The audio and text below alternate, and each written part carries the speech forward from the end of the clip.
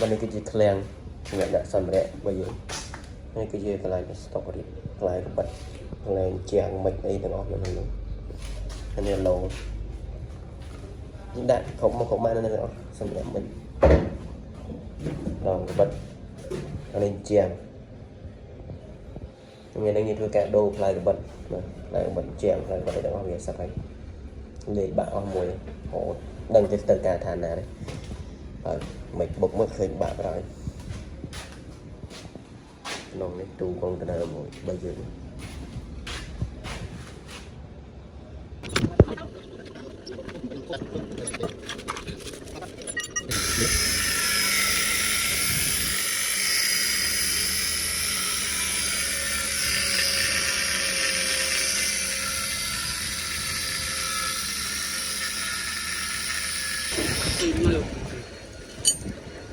nhanh nhanh thì nhanh nhanh bao nhiêu lô mới nó lô ở đây thử đây thì nhanh rồi nó cắt chân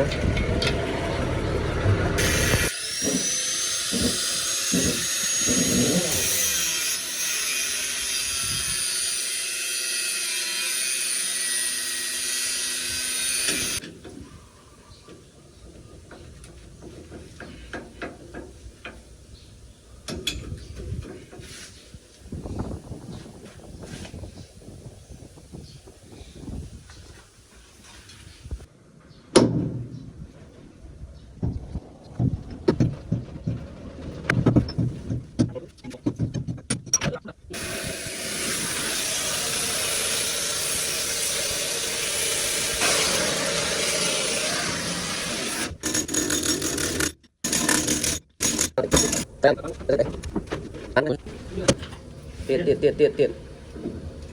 bán này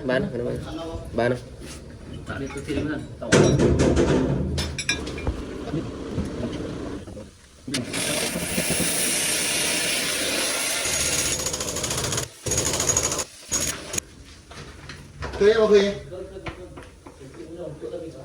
rồi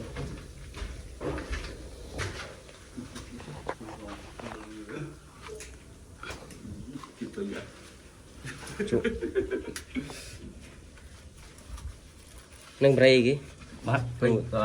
cô xíu là gì khôi cô xìa cái thông mấy đây có tình đồng năm bớt chết chuộng mình đừng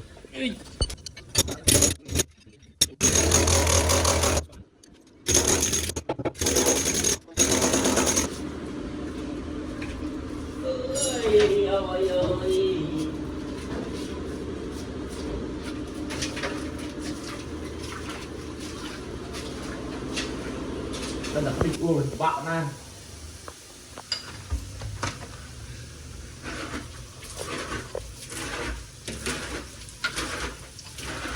kéo dữ